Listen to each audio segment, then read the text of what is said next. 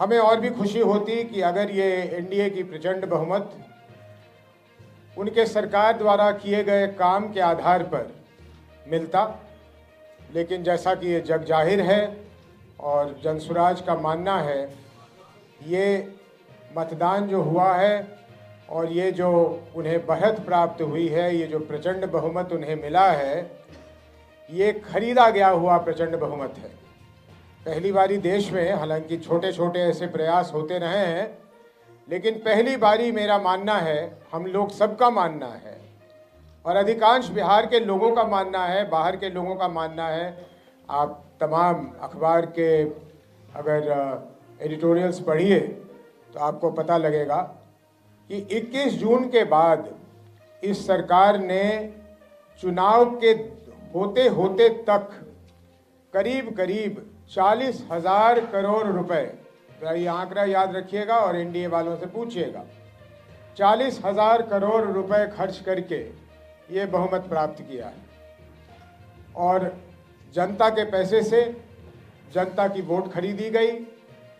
और बिहार के भविष्य को बेचा गया। ये जो पैसे खर्च हुए हैं, इसको वहन करने की शक्ति बिहार के अर्थव्यवस्था में नहीं है और इस कारण जहां आवश्यक खर्च करने थे सरकार के पास, अब राशि नहीं बचेगी, न शिक्षा को सुधारने के लिए, न स्वास्थ्य को सुधारने के लिए, न यहाँ पे इंफ्रास्ट्रक्चर बनाने के लिए। पलायन वलायन रोकने की बात तो खैर ये ऐसे ही कर रहे थे जनसुराज के कारण, लेकिन बिहार के अर्थव्यवस्था की जो इन्होंने स्थिति कर दी है यहाँ तक, और इसका मेरे पास अभी क्योंकि कागज़ नहीं आया है, मैं इस पर बहुत नहीं बोलूँगा, लेकिन मैंने सुना है कि विश्व बैंक से जो इन्हें किसी प्रोजेक्ट के लिए कर्ज मिला था,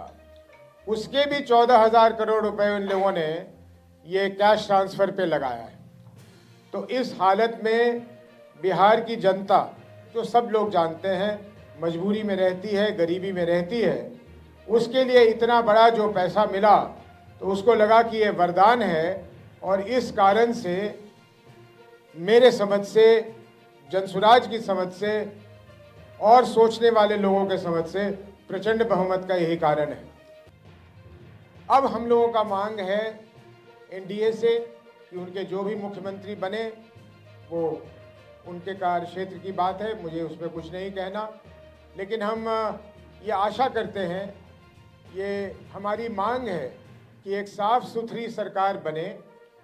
जिसमें भ्रष्ट और दागी मंत्री की जगह न मिले।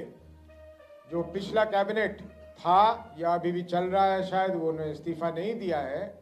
उसमें जिस तरह के लोग थे उस तरह के दागी लोग ना हो और बिहार की चिंता करके, जो आदरणीय प्रधानमंत्री जी और नीतीश जी ने कई बार दोहराया,